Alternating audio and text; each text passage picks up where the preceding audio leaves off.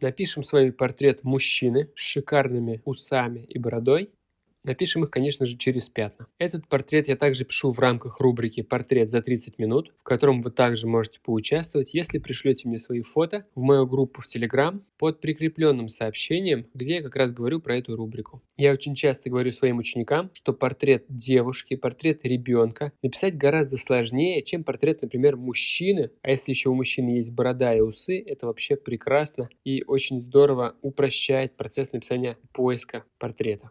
Все дело в том, что чем более крупные формы у человека, чем более они грубые, тем, естественно, проще за них зацепиться и отобразить их на холсте. В данном случае у мужчины еще и прекрасная эмоция радости и счастья, что я очень люблю отображать на холсте. Самый первый красочный слой – это некий средний тон каждой формы, для того, чтобы потом можно было добавить контрастов и получились уже объемы. То есть, если мы делаем, например, лицо среднего тона, то добавив более светлых и добавив более темных, мы получаем уже упрощенный объем, благодаря которому мы можем оценить наши пропорции, ракурс и так далее. Тут, как вы видите, я начал уже некие нововведения за последнее время. Я стал размазывать границы, делая их более размытыми, для того, чтобы не цепляться за точные формы в начале, когда у нас нет никакой точности. Вообще, последнее время я стал стараться сделать более абстрактными периферийные части портрета, и поэтому на первых этапах я уже стараюсь найти красивые пятна, красивые формы, чтобы потом вообще их не трогать. Еще очень важный момент при написании портрета через пятна.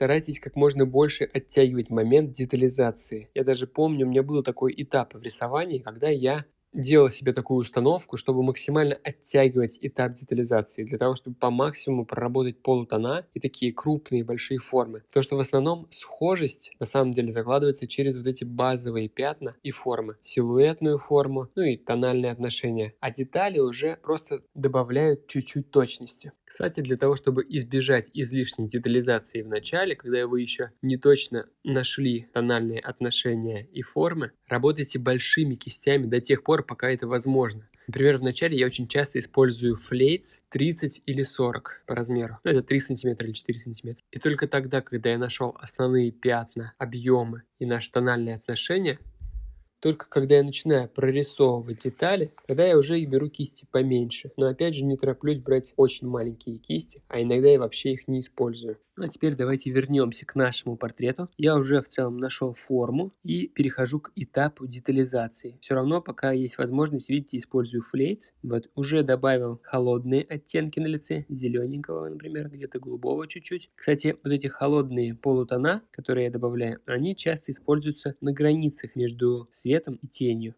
Ну а также, я думаю, вы слышали такое правило, что если, например, у нас свет теплый, то тени у нас будут холодные. Если у нас свет холодный, то есть, например, пасмурный день, то тени будут более теплые. На этапе перехода к детализации обязательно почаще делайте перерывы, отходите от холста подальше, чтобы посмотреть в целом. Потому что бывает так, что вблизи все похоже, все нравится, но когда начинаешь смотреть через камеру телефона или просто отходишь подальше, то видишь, что какие-то основные вещи просто поломаны очень сильно. Или что-то криво, например, сделано. Поэтому не забывайте вот это вот как раз и проверять.